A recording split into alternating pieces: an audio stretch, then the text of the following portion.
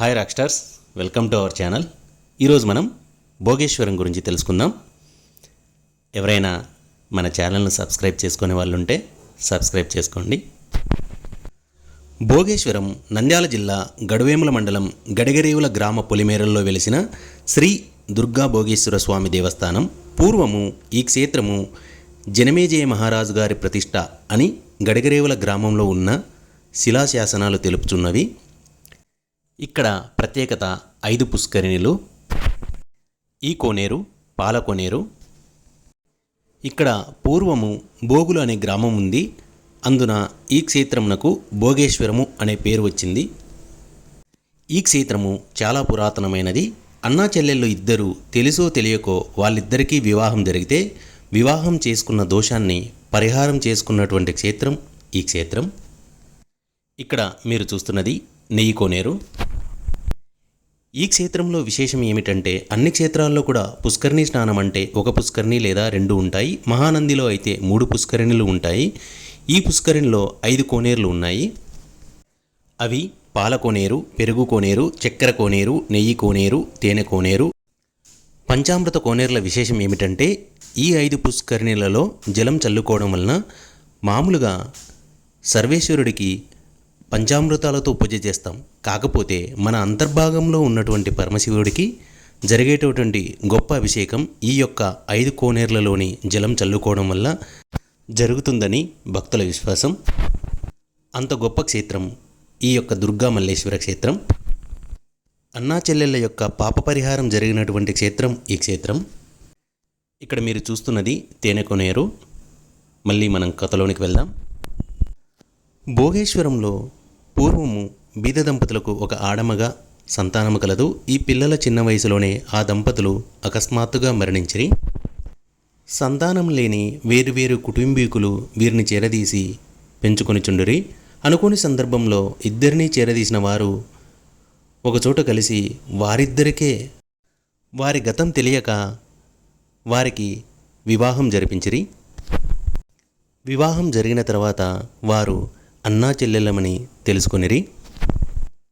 అప్పుడు వారు ఋష్యశృంగ మహర్షి వద్దకు వెళ్ళి, స్వామి, మేము ఏ విధంగా పాప పరిహారం చేసుకోవాలి? మేము అన్నా చెల్లెళ్ళం అని తెలియక వివాహం చేసుకున్నాము. వివాహం చేసుకున్న తర్వాత మాకు తెలిసింది మేము అన్నా చెల్లెళ్ళమని. ఇది మహాపాతకం కదా, ఈ పాతకం ఏ విధంగా పరిహారం అవుతుంది అని ఆ మహర్షిని వేడుకున్నారు. ఇక్కడ మీరు చూస్తున్నది చక్కెర కోనేరు. ఇప్పుడు మళ్ళీ మనం కథలోకి వెళ్దాం. అప్పుడు ఆ మహర్షి, ఇక్కడికి సమీపంలో భోగేశ్వర క్షేత్రం ఉంది. మీరు ఏ క్షేత్రానికైనా వెళ్ళండి, పసుపు బట్టలు కట్టుకొని కొంగుముడి వేసుకొని వెళ్ళండి. ఆ ముడి ఎప్పుడైతే వాటంతటా అవే విడబడతాయో, మీ పసుపు వస్త్రాలు కాస్త తెల్లగా అవుతాయో అప్పుడు మీ యొక్క పాపం అంతా పోతుంది అని తెలియజేశాడు. అప్పుడు వారు కాశీ, రామేశ్వరం వంటి ప్రముఖ పుణ్యక్షేత్రాలు తిరుగుతారు. ఇక్కడ మీరు చూస్తున్నది దుర్గాదేవి అమ్మవారు. మళ్ళీ మనం కథలోనికి వెళ్దాం. అయినప్పటికీ కూడా ఆ పసుపు వస్త్రాలు, కొంగుముడి కూడా అలాగే ఉన్నాయి. కానీ ఈ యొక్క దుర్గా భోగేశ్వర క్షేత్రానికి వచ్చి ఎప్పుడైతే ఈ 5 పుష్కరిణులలో స్నానం చేశారో వారి యొక్క పాపరాశి అంతా పటాపంచలైపోయింది. వెంటనే కొంగుముడి విడిపోయింది. కట్టుకున్న పసుపు వస్త్రాలు కూడా తెలుపుగా మారాయి. ఆ విధంగా వారి యొక్క పాప ప్రక్షాళన జరిగింది. ఆ తర్వాత వెనక్కి చూడకుండా వెళ్ళమని ఆ మహర్షి తెలియజేశాడు. కానీ వీరు కొంత దూరం వెళ్ళాక కొరటమద్ది అనే ప్రాంతం దగ్గరికి వెళ్ళిన తర్వాత వెనక్కి తిరిగి చూసేసరికి అక్కడికక్కడే వారు శిలలుగా మారిపోయారు. అంతటి గొప్ప క్షేత్రం ఈ భోగేశ్వరం. ఇక్కడ మీరు చూస్తున్నది భోగేశ్వర స్వామి గర్భగుడి. లోపల చూస్తున్నారు కదా భోగేశ్వర స్వామి. 5 పుష్కరిణులు కలిగినటువంటి ఏకైక క్షేత్రం మన భారతదేశంలో ఏదైనా ఉందంటే అది ఒక్క దుర్గా భోగేశ్వర స్వామి క్షేత్రమే. ఇక్కడ చూడండి భోగేశ్వర స్వామి వారిని. ఇక్కడ పరమశివుడి యొక్క వైభవం అత్యంత అమోఘం, అద్భుతం.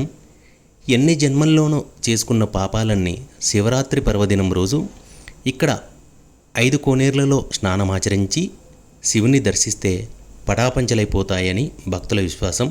అంత గొప్పది ఈ క్షేత్రం. ఇక్కడ ఇప్పుడు మీరు చూస్తున్నది అన్నా చెల్లెళ్ళ యొక్క చరిత్ర. ఇక్కడ లోపల చూడండి, అన్నా చెల్లెల యొక్క విగ్రహాలను ఇక్కడే ప్రతిష్ఠించారు. ఇక్కడ కనిపిస్తున్నాయి కదా మీకు, ఇక్కడ చూడండి, గుడి ప్రక్క భాగంలోనే ఉంటుంది. భార్య అయితే ఎడమ పక్కన ఉంటుంది, చెల్లెలు కాబట్టి కుడివైపున ఉంది. ఇక్కడ చూడండి, అన్న యొక్క కుడివైపున చెల్లెలు ఉంది. ఈ క్షేత్రము గడగరేవుల, చిందుకూరు, తిరుపాదు, కొరటమద్ది, దుర్వేసి, కేబొల్లవరం మొదలైన గ్రామాలకు 5 కిలోమీటర్ల దూరంలో అడవి ప్రాంతంలో వెలిసి ఉన్నది.